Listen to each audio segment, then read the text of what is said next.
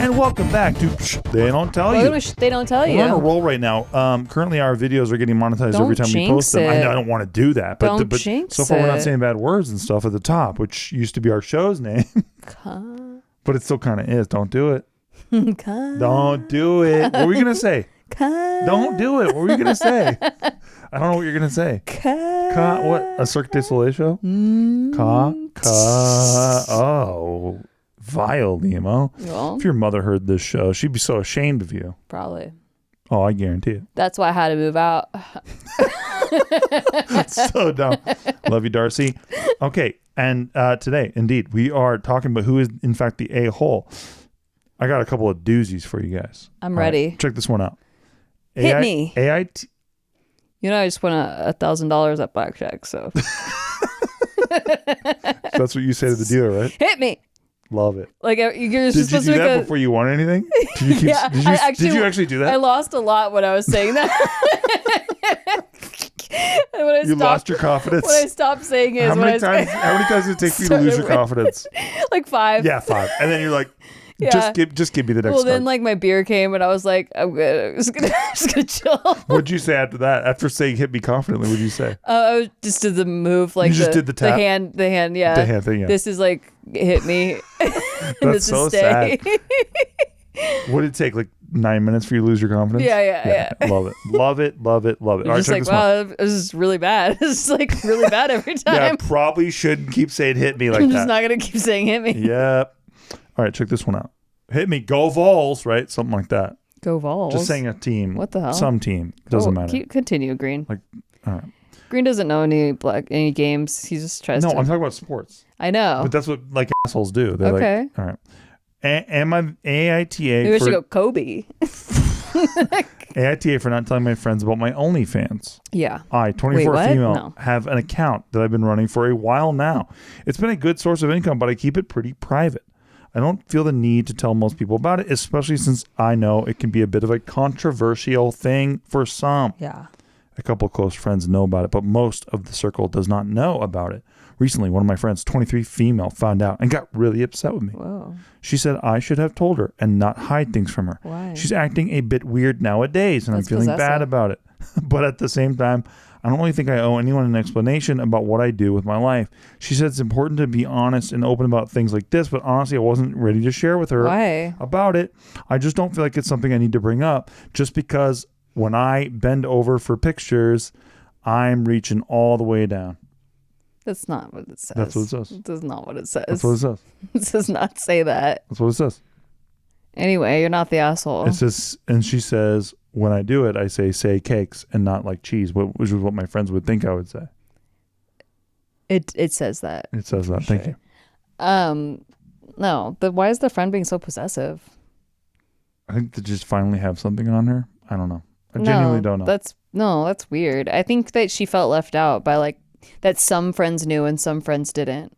Oh, that could be. I think it's that. That could like be. If I'm I was trying confused when I read this. If I'm trying to justify it, it would be that because like you can understand a family member being mad because they're associated and they can't disassociate from. And like if they like don't approve, you know, they can't like unassociate. Right.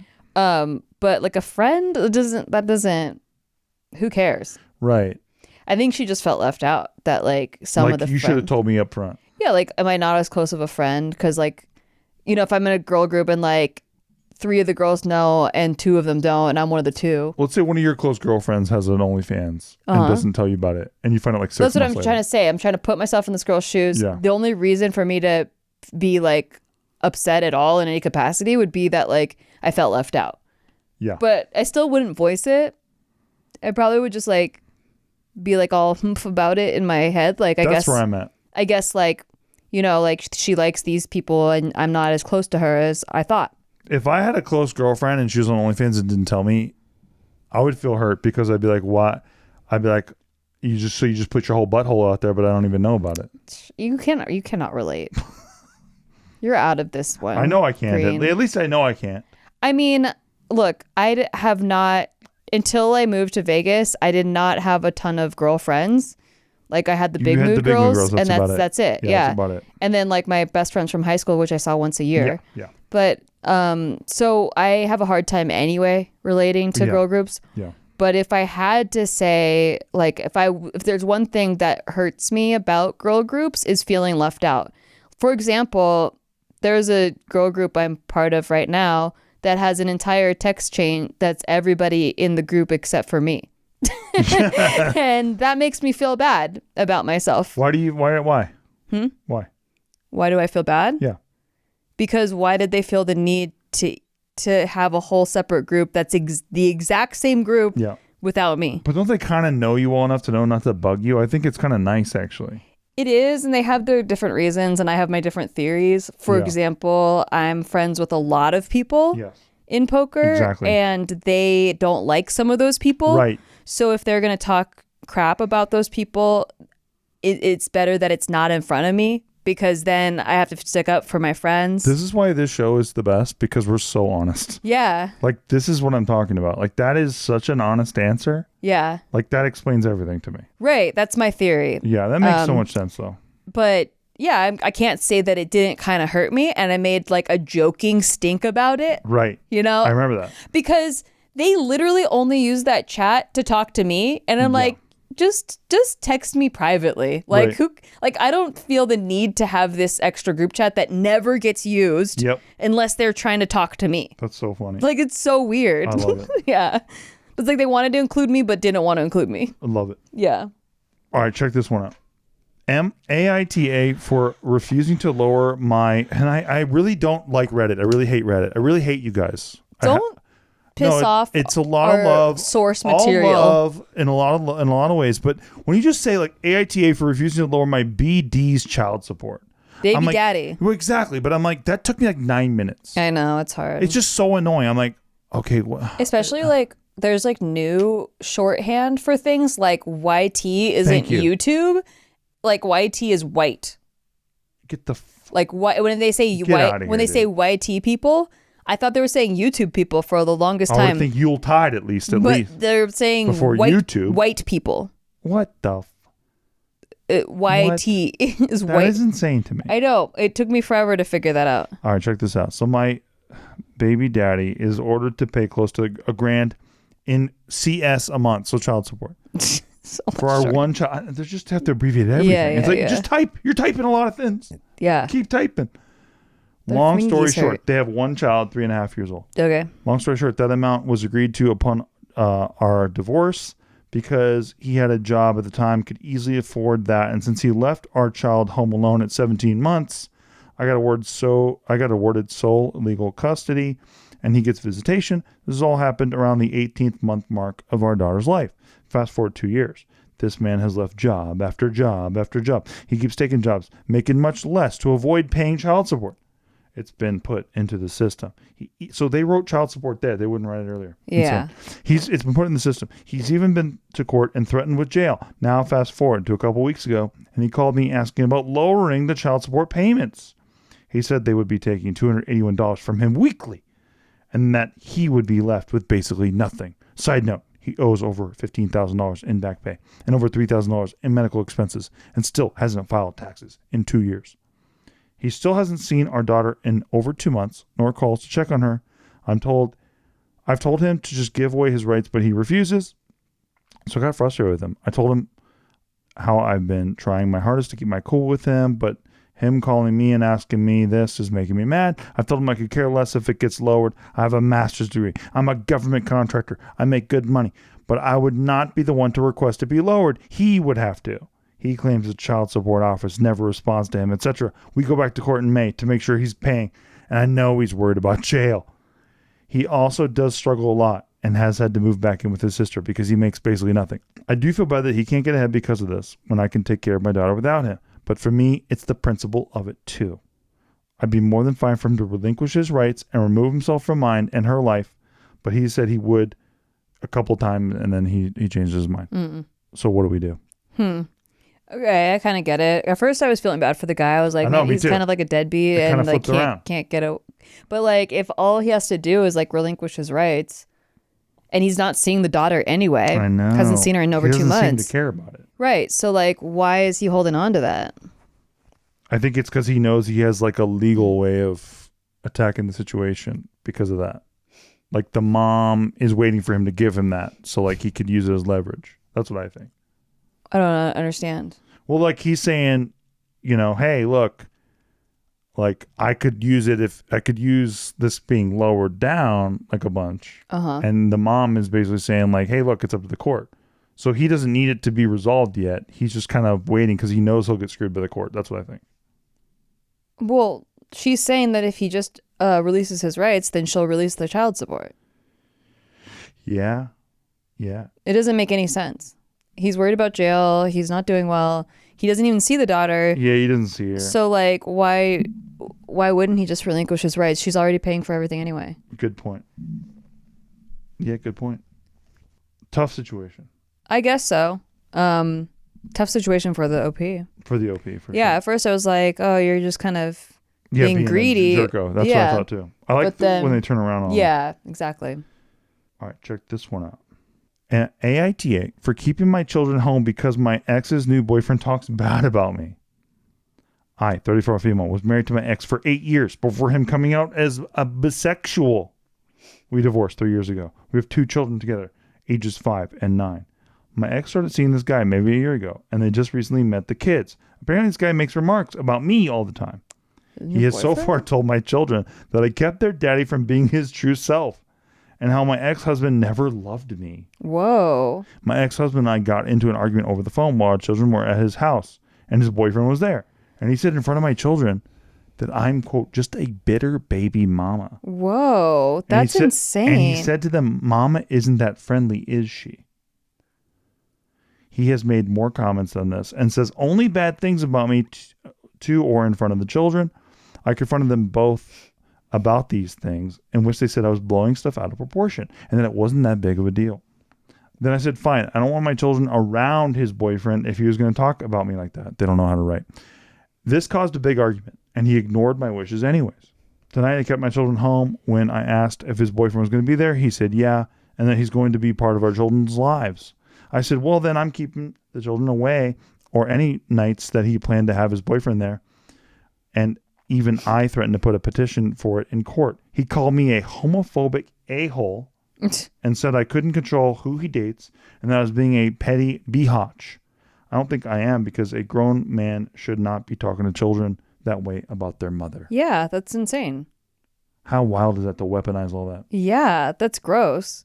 Wild. Like, that influences the children a lot. The whole time. She's lucky that the kids told her. No, legit. Because it could have just been a cold Yeah, and then they just thing. A separation for no reason. Yep. Like, that would be so sad if you're the mom and then your kids just start slowly becoming cold to you for no reason. So sad. Because of your stupid ex's new fling. It doesn't matter if it's a male or female. Like, it's the... You don't even know what they're poisoning. Ex's new person. They're poisoning the well. Exactly. And I think that sucks. That sucks. That sucks. Right? I guess. I like that. I guess if I that's like when you're like a valley girl about it. You're like, that sucks. Moving on. I like it. Go away. Why? Because. Oh. Okay, check this one out. You're going to like this one. Okay. AITA for complimenting a guy with a wife. What? Yeah, this is what I was talking about. Complimenting a guy on the way he smells. But like, exactly. I feel safe doing that because they have a wife. Exactly. Dude, that's why honestly hanging out with couples is so fun. Yeah, exactly. I feel feel safe. Yeah. It's just like we can all hang out, we can talk shit, we can do whatever. Exactly. All right. I, 16 female, have had an extremely bad a bout of social anxiety my entire life. So bad that until the end of middle school, I was basically mute in public. The therapist I'm working with about this suggested I try complimenting someone. After this, when I was at the store, I saw someone with an XO weekend hoodie. I was genuinely curious where he got it from. Me and Nikki are not cool enough to know what that means. I have no idea. I was genuinely curious where he got it from. For context, this is a grown man with a wife and toddler. I didn't think this would be wrong since I'm, quote, very clearly, all caps, a teenager. I walk up to him and say, quote, where did you get that hoodie from? I love the weekend. The guy replies in the rudest tone he possibly can, online. And then his wife looked me up and down and said, that compliment wasn't necessary. What the hell? And that was the end of the interaction. It probably doesn't seem like a big deal to most, but this was a huge step for me. So I knew you'd like that. It seems like something that Nikki would do. Yeah, exactly. Like my biggest fear is just like people being super mean to me. You being coaxed to do it by a therapist or somebody like of nobility. So I try it and they just fall on my face immediately. Smacked down. Yeah. Like it's like you're taking a shot and they just get packed out of the air. Yeah, absolutely. That's so good. That's why I knew you liked this one. Yeah. Some people I told about this are siding with me, but others think I'm in the wrong since I had a crop top on with baggy jeans, nothing extremely revealing, while complimenting a guy with a girlfriend. So they're kind of like, "What'd you have on, Kat?" No. You're like a this slutty is looking. Stupid. Yeah. Also, okay, it says more about the couple than it does about her. Like 100%. Their relationship isn't doing too well, seems like. I think that's because like if you're secure in your relationship, like if a girl came up and complimented you, I don't give a fuck. Like, are you gonna? Do I think you're gonna go get her number and run away with her? How cute is she? Super cute. Oh shit. Yeah, and you can see her nipples through the top too. Yeah. I don't care. They're like little pebbles in there. You know why? Because I feel secure in my relationship. Yeah, nice. But if a guy complimented me, wait. You better count your days, Green. You know what I would say? What? That compliment wasn't necessary, brother. I'd say online. Damn, why did you say it like that? Like what? I'm just telling him where I got it. Because like, I'm just telling him where I got it. Because she's like the rudest tone possibly. He said online. Be like, online. Damn. So that was pretty rude. I'd be like, she's DTF, brother. And then I'd send an emoji. Send emoji, circle, send message, add hashtag we were meant to be, hashtag send message. Send message. Nobody sends hashtags or messages like that anymore, by the way. Fucking circle. No one ever put hashtags in messages. Joke of a show. Written by boomers. Seriously. Written by and supported by boomers because they have like people younger than us on that show, but they're still saying hashtag send. Well, the producers make them say that. They probably think it's so cringe. No, they're like, I'm going to get Instagram followers from a show. I have to do what the producers say. That's exactly right. By the way, that's what everybody's saying about the new season of Love is Blind because it's garbage. Yeah, we had to quit the new season of Love is Blind because it's super boring. Nobody, by the way, no hate to people who love it, but I don't think we're talking to literally anybody right now because it's so garbage. It is. I heard the reunion was the best episode because they bring back all the people from the pods because there was no interesting people on the freaking show. Jesus. Bless you. They killed everybody off. Yeah. That was interesting. They like jettisoned them from the show. But they made us watch 9 hours of them before they jettisoned them. Because it was the only interesting parts. So insane. I've never been more insulted in my life. No, but it wasn't even worth it because we're like, oh, usually like when they all meet, it's like kind of exciting. It's spicy, but like it didn't matter at all. Like nobody had cross relationships. No, they got rid of everybody. Yeah, it was. Well, it's not like the show's fault. They just didn't get proposed to. But I like to think that the show's kind of fake. But then this season was a lost season because it was just, it was kind of like bullshit. Lay the mother bullshit. All right, look, we gotta go on a break. We really like selling Sunset. We love selling Sunset. So the bullshit reminds me of like Romaine saying things and nobody can understand what he's saying. That's really funny. She's talking about Selling Sunset again. Yeah. Look, if you're not watching Selling Sunset, you guys just aren't going to understand what we're talking about. Out on life. That's our new favorite show. We can't even talk to you. Those are our friends we can't talk to if you don't watch Selling Sunset. So because I can't believe that Jason gave her that listing. Why would he? Except for that they were fucking. Yeah. Don't say. Oh, sorry. But we're 20 minutes in. Okay, we're going on a break because of that. Yeah, we'll be back. I'm sorry. I gotta put Steve on a timeout. I'm sorry, everybody. We'll be back and I'll do better. Check out our Patreon while you're at it. Patreon.com/sticky. STIKKI. We do nothing helps the show more. Weekly crypto corners. You get the show a day early, and we do a live stream every month with a poker free roll. Yes. Cash prizes. So check it out. And also it just really helps support the show and helps us give Mark the warmth and care that he needs to continue with us. Yeah, it's springtime. Thank God for Mark. Because he was really cold. He's cold the whole winter. So now, he has a shot. Break time. Right back. Hey, we're on a break right now, and I guess we're supposed to promo our show. Yeah, so we're going to talk about our show. We're going to talk about a show that you took a break from to talk about how you should listen to our show. Technically, we're not on break. We're still working. It's called Shit They Don't Tell You, and it's all the shit that we wish people would have told us that we had to mess up on and figure out ourselves. Now we're telling you about it. That's it. And sometimes we answer questions that you send in, and sometimes we judge other people's situations. So keep listening and check us out on Patreon, patreon.com/sticky. Thank you. And shout out to Brian Jorgensen. And welcome back. All right, check this one out. First size Limo. Okay. Hit me. AITA for telling that was good. AITA for telling a coworker to stop brown nosing by going to a funeral and mourning somebody he didn't know. This person is judging from the top. Amazing. From the top, brother. Last week, a long retired former coworker died. He was very popular and well known in our company. I have worked with him in a close team setup for several years and was very sad when I learned that he had passed away. Next week is his funeral. I and some other coworkers who had worked with him wanted to attend. Now the issue. We have one coworker who had severe FOMO and is kind of a brown noser to the higher ups.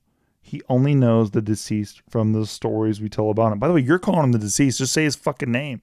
Well, maybe they want to keep it private. Yeah, exactly. Privacy. Fucking Reddit. He's a dead person. They're trying to keep his privacy. It's so silly. All right. He only knows the deceased from the stories we tell about him, and that he met him only once at a company function where they talked for about 5 minutes in a group setup. Oh my goodness. He is now running around the company and tells everybody how tragic the death was and how affected he is.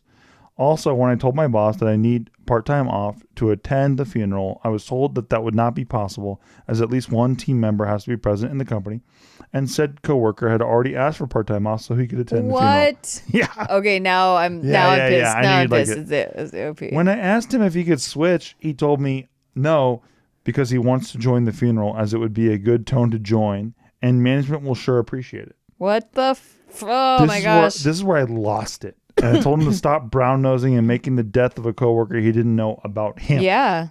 He since complained to our boss that I was rude to him, but most of our coworkers are on our side. Yeah, I agree. MITA. I love when it turns around because I was literally not on this person's side, like all the way up until they don't get to go to the funeral. And so many of these are not well written and they don't turn around, but I like the ones that turn around. Me too. Yeah, 100% this guy is a douche. So I have to talk about, a little moment. I was working at this old company I used to work at, KST Data. Yeah. Whenever I have a nightmare about working in an office, it's always about the same spot. KST Data. There's a guy named Pete, very cool dude. He's a big time Raiders fan. Hated Al Davis. Hated the Raiders organization. That's the ownership. But he loved the Raiders. And he would talk to me about the Raiders nonstop. One day, Pete just dropped dead in the middle of the office. He's walking through the office. He drops dead. Whoa. Like I'm talking has a heart attack, hits a desk, clips a desk on the way down, and dies. Yeah. He's white as a ghost as they carry him out of there. They get an ambulance, all that stuff. There is afterwards, for like 4.5 months, a blood spot on the carpet in the same office where Pete died. Oh my gosh. And it's like deep red blood just dried on the carpet. Yeah. They didn't even try to clean that out? No. Like some vinegar or something? The owner was this Korean cheap ass who just never gave a fuck. By the way, I'm talking hypothetically. Maybe he wasn't a cheap ass. It seems a little unsanitary. He was a Korean dude who had Velcro pants. So whenever I was in the bathroom and he was in there, I would always hear his Velcro pants open up, and that's how he went to the John. Okay. It's wild shit. Care less about that. No, but it's wild. Who does that? I feel like it's a little unsanitary for them to leave a blood stain there. Well, yeah, it took a while to get it out of there.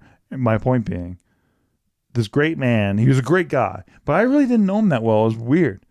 So then the office is like, are you going to the funeral? I'm like, yeah, of course. Like, I'll go. And then when I'm there, we discovered he has nobody else. Whoa. It was just the office. That's sad. It was everybody at the office, and that's it. He had no next of kin, nobody. That's like a show episode. I know, exactly. That's crazy. But when I talk to him, he just seems like a normal, he seems like a dad of 5. Like, he seems like you just never would know. That's crazy. Yeah. How sad. I know. And, when I was at the funeral, too, that's when you feel weird, because then it's like, you find out he has nobody, no next of kin, and then people are asked to speak, and then you're like, what do I even say? Hey, cat like the Raiders hated the ownership. What do I even say? I don't know much about it. It was wild, man. That's crazy. That reminds me of, this isn't the same at all, but when I was in high school, my boyfriend at the time had like a few guy friends, and they would go on like camping trips or whatever. They all lived like in the mountains. Yeah. And so like one of the weekends, like they went on a guy's camping trip or whatever, and he actually didn't go on this trip. Like he stayed home. Yeah. But one of the guys on that trip drowned in the river. So it was like I wasn't close to him, but my ex-boyfriend was close to him. So it was during the summer, and we went to the funeral, and when I was there, it was all people from our school. Weird. Like it was like teachers and students, like maybe he had like his parents were there, you know, but like it was mostly like a bunch of people that I knew. Wow. Like it was, yeah. So that was, and like, and then people were asked to speak. This is what reminded me of it, because like people were asked to speak, and it was mostly people, students and teachers.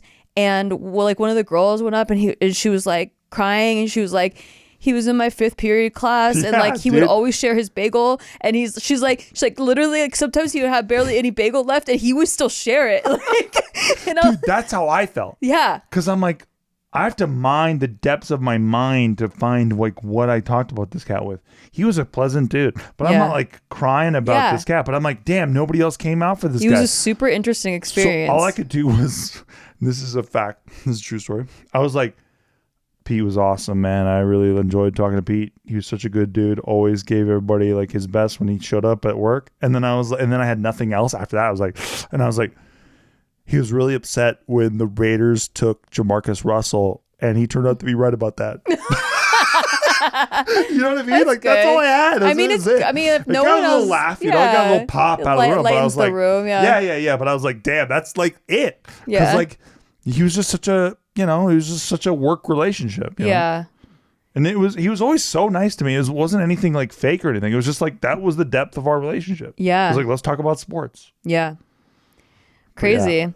On Selling Sunset, they had a dog funeral, and they like, it was like a really legit, it was like a really legit funeral. Everyone dressed up. Insane. And they like sat down, and they cried, and they wept, and they had eulogies. And for like 4 episodes, they keep on talking about the dog funeral and how rude people were at the dog funeral. But like his name was, what was it? Nico. They're like, well, during Nico's funeral, At like Nico's that was funeral. messed up that they had drama. Yeah. And they say it so flippantly. Like you'd think it was a person. Yeah, right. Yeah. Oh my God, I love that. I will not forget how rude they were at Nico's funeral. It's so incredible. Like that, they were so rude during Nico's funeral. All right, check this one out. Do you know like people that died from your high school, like while you were in high school? I don't. I remember that. Yeah, people died when I was in high school, but I don't remember their names at this point. I'm just saying it's kind of crazy that some people, like, it's crazy because I knew quite a few, and it's like to think back that like those people never experienced adulthood, like at all. That's wild. No, it's wild. You know what is actually messing with me lately is that Sam Macaroni died. Oh, right. Our buddy from YouTube history. Rest in peace, Sam. Actual gem of a human. Amazing. One of the best. He directed this movie that people still come up to me about. It was called Guest House. Yeah. It was starring Pauly Shore, and I had like a little role in it. And he directed that. And that was the last time I talked to him. Me too, because it was right before the pandemic. Yeah. It was 2019. Yep. And he was on the phone with me because me and him were always very tight. And I was like, look, I'm going to put you on my movie. He was in my movie, Funny Story. Yeah. And then I'm like, you put me in your movie later. And then he calls me to do his movie later. I go in, get fitted for the costume, all this stuff. And then he calls me like the night before I'm supposed to go in. He's like, hey, you're not in SAG. And I'm like, yeah, I'm not joining SAG. Fuck SAG. And he's like, that was the last time I talked to him. I'm like, I'm not fucking paying money to go SAG. I'm too cheap. Fuck SAG. In hindsight, you should have. I know, exactly. Only because, so I was on the side of you not joining because it's like $3,500 to join. Like you were eligible, right? You were a must join. But I was like, don't $3,500. Like you're gonna get paid like $600 or whatever, and like you don't even audition for SAG projects. It just didn't make any sense. But I've actually gotten paid quite a bit of royalties from that. I've probably made like 20 grand from it. It's so funny. From my like one line. So we would have doubled that. Yeah, exactly. Easily, because I was going to be in a bunch of it. But there's no way to know that. I know. Because like they'd have to sell the movie after distribution. Like your day rate is like you get a couple $100. Yeah. And no, I was going to be on like 8 pages. Yeah. So I should have done it. You're right. Well, it doesn't increase. I mean. No, I mean, it does. Maybe you'd have more days, but you don't get more residuals from that. No, facts. But I'm just saying, like, most of the money came from residuals. Yeah. No, it's just funny because it's just so funny. That was the last time I talked to him. It's just, you don't know that. You just don't know. No. But like thinking back to that, I'm just like, that is so true to form. You never know the last line you're going to say to someone. Yeah. That's so crazy. But that is so true to form of my character. Yeah. Of like, I'm not paying these motherfuckers. They've been hunting me for years. Dude, they're never going to get me. And then Sam laughing and being like, all right, man. All right. You know what I mean? He's such an awesome guy. He's the best, man. But just such a good attitude. I literally don't know what even happened to him because it's so fresh. Same. But man, what a guy, man. Yeah. Like of all the people I met in Tuber Scum land. Such a pure, like loving guy. Yeah. Just one of the greats. Like truly like an underrated dude in every way. And like such an energy to him. Yeah. Like at all times. He's just ready to go. He never complained about anything. I did so many videos with the guy. He never complained one time. He laughed about everything. Yeah. I don't know. I love that guy. He was guy. really good at production too. I know, man. Just a real gem in every way. So yeah, shout out Sam Macaroni. Yeah. God damn. What a legend. R.I.P. All right, check this one out. Okay. AITA for not inviting a longtime friend on a trip. I met this friend in college. We became close friends in a group of 5 of us. This was in 2017. We all stayed close throughout the years, but we all agreed that she has a hard time respecting boundaries. She is constantly late. I recently got lunch with her and planned for noon. She pushed the time back to 12:15. Told me at 12:30 she was hopping in the shower. Showed up at 12:45. This isn't a one-time occurrence. It's a constant. Where at this point, she's not respecting my time. Another example. We as a group go to an island on vacation. We rent a car. Imagine a Toyota Corolla. I'm driving and Google Maps takes us on a dirt road. The further along we get, the more packed with vegetation it is. We start scratching the bottom of the car on rocks. And at this point, I'm thinking we need to turn around. Yeah. We go a bit further. And at this point, it's constant. And in front of us, I see the road start to go up a hill of rocks. Oh my God. Mind you, it's just rained. I get out of the car because I'm panicking. Yeah. This is a rental. Yeah. I'm stressed. She keeps trying to push me to go forward, even though I'm visibly upset and nervous. There's nothing around us but trees. So I don't want to get stuck. 10 minutes of me begging to turn around, no joke. A man comes out of the jungle yelling, "Go back," all caps. She goes up to him to talk. And it's like, "Are you sure we can't keep going?" And he says, "No, go back." She's like the chick in the horror movie. Yeah. He's like, "You shouldn't be around here, yo." Yeah. She finally listens and we turn around. Later that night, I tell her, "I think you don't take someone's no as a no, but as a reason to convince them of what you want." Yeah. She verbatim says, "Why? Is your no more important than my yes?" Ew.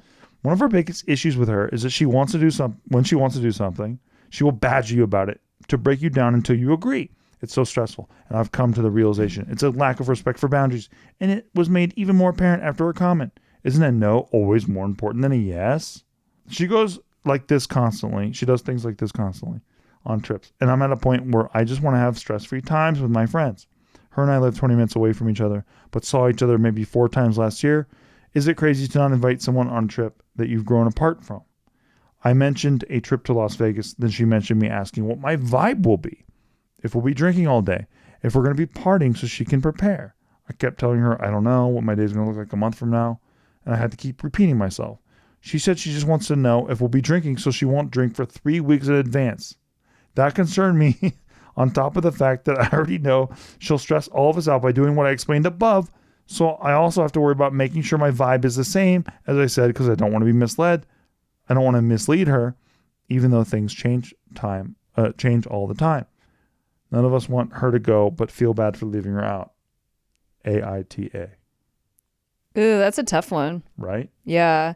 I mean, I don't honestly know why you guys are still friends with her. Yeah, it sounds like you guys kept her a little too long. Yeah. So now, like, it's kind of like been so late that you guys are already misleading her. Like, to not invite her now after there's been all these conversations about it. So many red flags. I thought they planned this like without her knowing about it. That would have been easier. But that's why I thought this was interesting. Yeah. It's like, why are you guys keeping this going? Exactly. And we all have friends like this, I think. How old are they in? In their 20s? They actually, for once, didn't say. Oh, okay. I just think that it's like a thing you learn. Yeah. Like she's correct that the person keeps disrespecting boundaries. Exactly. But that's kind of like something you learn to like set and stand by. Yeah.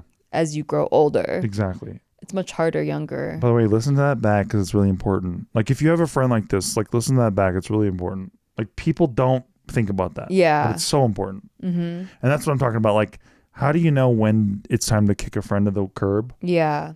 I think it's tough. It's very tough because especially if you like them, like in their best moments, right? Yeah. Their worst moments are terrible, but if you like them in their best moments, it's really tough. Or if they've been there for you in the past a lot. That's where I'm at. Yeah. That's how a lot of people get me. That's a tough one. Yeah, because we're loyal. That's why. We're loyal, dude. I'm like, I owe you.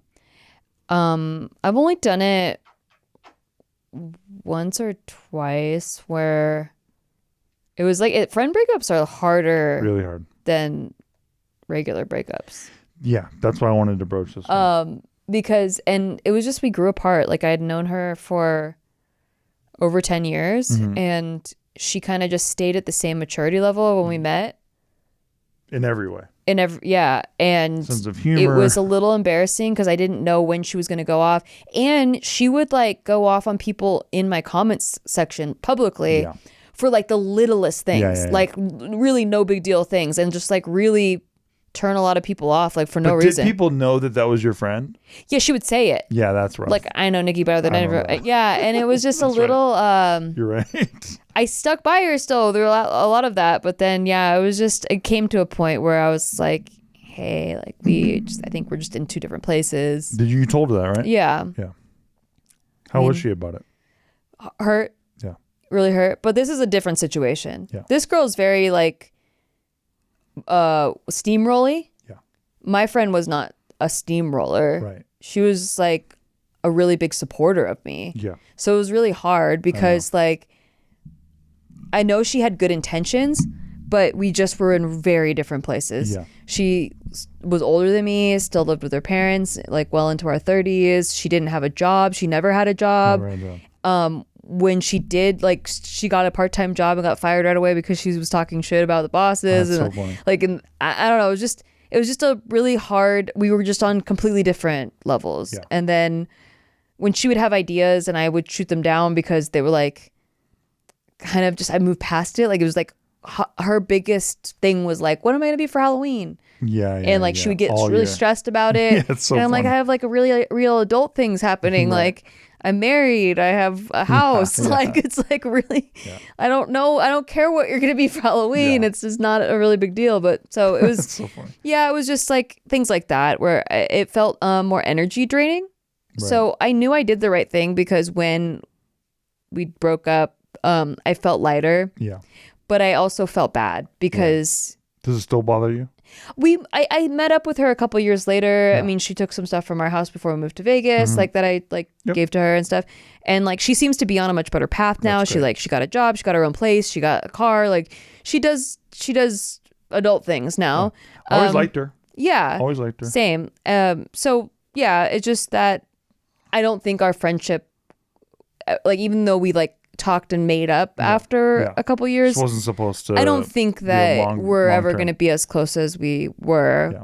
And I'm okay with that. But yeah, that was really tough. That was like I've been on the end of the break, like where people broke up with me before. Yeah. And so I know what it feels like, and it's sad. What do you suggest to people who are wondering if they should break up with their friend? Like what's the catalyst for you? I mean, every situation's really different, but it's if they're draining your energy, or that's I think a good rule. Yeah, I think if they're taking from you more than they're giving from you. Like you should mutually be enhancing each other's lives. Yeah. And that's what I feel like with the romantic relationship too. Yep. You know, if it's really draining and like people are always like, oh, marriage is a lot of work or relationships are a lot of work. I mean, yes, they're a lot of work, but they're more like putting together a puzzle or a challenge. You're challenging it, you're tackling it together. Yep. When it starts being like someone's just dragging you down, then that's a lot harder to work on. I agree. Yeah. So yeah, I mean, I think that you'll kind of feel it in your gut when like you should let go of somebody, but when they're like really aggressive like that, it's super hard. Yeah. Because you don't know like what this person's going to do too. Like this person in the story, it seems like kind of a loose cannon. You could set them off. Yeah. Yeah. Yep. She might just show up to Vegas. I know, legit. I think you let her come to this last trip and then you break up because it's too late. Like if you would have done this months ago, then the trip is organized without her. It's fine. But now you've like led her on. When you're talking about leading someone on, you don't want to lead someone on. Like you're already led her on. There was a birthday party with an ex-girlfriend of mine. I won't name her. And her friend came, her best friend came. And at one point of the party, like my ex was very upset because the girl like had a couple of drinks or whatever. And my ex was just very upset that like, you know, she was being loud or whatever. And then I got invited to that. Yeah, I know. And then there was a moment where her friend jumps on her back, just like a friendly move. Yeah. And I genuinely, to this day, remember it like it was yesterday. And I didn't think it was a big deal. But the way that my girlfriend reacted to it, I was like, I have to have her back here. Yeah. So she was like, that's fucked up. Don't jump on my back or whatever like that.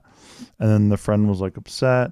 And then like I had to have my girlfriend's back. So I was like telling the friend like, what the fuck were you doing or whatever. But then I didn't really believe that. So it was really weird. But like, that was one of those moments where I'm like, I think I'm on the wrong side of this. Yeah. Yeah. You know what I mean? But I can't do shit about it. Right. Like I'm just on the team that has to just like do the L thing. Yeah. And that's what it was. And then, you know what? And to her credit too, like the next day we're driving back from Vegas and her friend texts me and she's like, I really respect what you did. Like I really, really respect what you did. She texts me like 4 paragraphs about like, I think it was class what you did, all this stuff. And I'm just like, I didn't even believe what I did, brother. I didn't say that back, by the way. I never responded to her. But I was like, fuck, I didn't even believe that shit. I just did like, you know, the loyal thing. But I was like, ugh. Your ex was real weird about birthdays. Yeah, I know. Like, I got invited to several of them. I couldn't make it to the Vegas one because that was too expensive. Well, you didn't miss much. Pretty broke at the time. But the one that was in LA, she invited me. I wanted to take like pictures with her, like, hey, you know, it's her birthday. She ice skating? No, not ice skating, it was roller skating. But she kept being like, oh yeah, no, later. But she kept taking pictures with everybody else. And then like would take group pictures, but good instincts, by the way. Not Credit to her. In there. Good instincts. But why invite me? You're my future wife. Who knows? But why'd you invite me? Good instincts. And we actually got closer during that because like then we went to your guys' house afterwards, and I kept guessing all your like citizens against humanity. You and me were like lockstep in. to the point where her sister was like, "Whoa, you just like know each other really well." I was like, that's wild. No, I just kept on picking like, okay, what's the funniest answer? Yeah. And then it was always you. Same. I was like, damn, Nikki's sardonic as fuck and sarcastic as hell. And I was like, damn, that Nikki, man, that Nikki Limo, dude. Yeah, that's Steve Green, dude. I was like, threat level fucking midnight, dude. Then he walked me to my car. Well, I walked everybody to their car. I know, I'm just saying. I'm saying in my defense. Yeah, you're loyal as fuck. I wasn't trying to insinuate anything, but I was just like, damn. She's got a cool boyfriend. I want to have a cool boyfriend. Look, good instincts, though. Can we give her that? Yeah, absolutely. Because she knew. Absolutely. Threat level was and what was weird is my ex-boyfriend saw you as like he didn't openly hate anybody. Yeah, I know. But he like openly said he was a short man, by the way. But he was like a midget. But he had many tall friends. Fair. And I'd never seen him, even guys that were like atrocious. He would never hated them. Yeah. He hated you. I know. Well, I did improv with him and he wasn't very funny. Yeah. But like you were the only one by name that he like disliked. And nobody ever heard of him in like their whole lives. And a lot of people thought I was funny. So I think that really wrecked him a lot because we both started together. So I think it really wrecked him. But he was a huge fan when he showed up uninvited to our premiere. What a fucking gem, right? What a loser, by the way. A capital L loser. Yeah. Showed up to our premiere. Acted like we're old friends. Yeah. I'm like, bro, I know everything. And acted like everything. Acted like he didn't know that we were part of it. It's so insane. Dude, it's so like insane. He was just there to support I co-wrote the director. movie. I'm executive producer. I'm in the trailer. So any advertising you saw insane, of it. Dude. And by the way, me and Nikki are married at this point. Yeah. Like, what a loser. And I hadn't talked to him, not saying a single word to him, in 6 years. Yeah. 6 years. And by the way, 3 years prior to that, him and my ex tweeted us from Las Vegas or Instagram. It was actually just the year before. The year before. Yeah. And they're like, hey, we're in Vegas. Come hang out with us. Like, what the fuck? First of all, you guys are dating each other now. Yeah, that was so weird. That's insane. Why are you adding us all this shit? We don't give a fuck. Neither of us have talked. Please go fuck off. Neither of us have talked to either of you in years. No. And like, I welcome you to go fuck off. Since before we got together. As hard as you possibly can go fuck off. Yeah. I would love it if you did. We would love that for you. But like, you're like tweeting us. I'm convinced that narcissists just think that boundaries are jokes. Like they just think like, okay, but not really. Like you really do like me, right? Like you really actually just like bonkers. me. Bonker balls, dude. Just crazy. Get over it out there. That's the end. At the end of the day, that's what it's all about. People be crazy. People be crazy. But all right. Well, if you like this episode, go ahead and give it a like. Let us know if we had proper assessments on who and who was not the a-holes. Mm-hmm. Let us know. Also, R.I.P. Sam Macaroni. I know, man. What a guy, man. Yeah. Genuinely one of the best people I ever worked with in my entire career. Love that guy. Really do. I'm actually just, it's one of those things where you just remember like, man, you really should reach out to your people more. Because like me and him, we were both doing stuff. But man, I really wish I talked to him more in the last couple of years. You're kind of a hard one to get a hold of. Like, you don't respond in group texts. You don't, like, really respond at all. I respond in group texts that I like. You don't respond to email. Like, I remember, like, just as a friend, like, it was like 50-50 if Steve's going to respond. You're not wrong. Yeah. I will say this, though. It's because I'm loyal. Like, I don't do that, like, because you were on the outside. Right, but it was always business. Like I never texted you outside of like YouTube ideas or whatever. Ish. Yeah. What do you mean? Well, no, we used to talk shit to each other, which was great. But on Facebook, but that wasn't like texting. That's true. Like I think I only texted you a handful of times. One was to be in my project, which I was like, I don't know if he's gonna see this. My favorite text you ever sent me was you sent me a picture of the unsubscribe. Yeah. Picture. And because we used to send each other unsubscribe shit all the time, which I don't even remember that, but then you brought it up and I was like, oh yeah. And then the other time we text each other more than you think. No, the other time I remember texting you, I only remember a handful of times. Then the other time I remember texting you was like when there was a good trolling opportunity because I worked at the Grove and there was like a book signing about that. There was like a long line of like middle-aged women lining up for great what's this called 50 Shades of Grey. 50 Shades, yeah, and it was like a book signing and I just thought that would be like a really fun trolling video. I couldn't mobilize my crew that day, but it was great. So that was like, and then I don't remember really texting you outside of that. You would text me unsubscribed and happy birthday and stuff like that, but yeah, maybe happy birthday, but I feel like those were Facebook. I think unsubscribed we did text. I remember like it was yesterday. All right. I believe you. Well, because I remember I was at that candy store at the where the fuck was it called? Where you go to the City Walk thing at the candy store, and they used to have like this magnet thing where you could turnstile the magnets. Universal. And one of them, Universal City Walk, and one of them said unsubscribe, and I sent that to you, and then you started sending me unsubscribe shit nonstop. So it was like just like that. It was our runner. Yeah, it was a runner for us. But I didn't think that was very flirtatious. It was just... It wasn't, but looking back, now that I know our story, I'm like, that's flirtatious as hell. I don't know. Looking back. I disagree. Looking back, I like it. I feel like there's... Okay.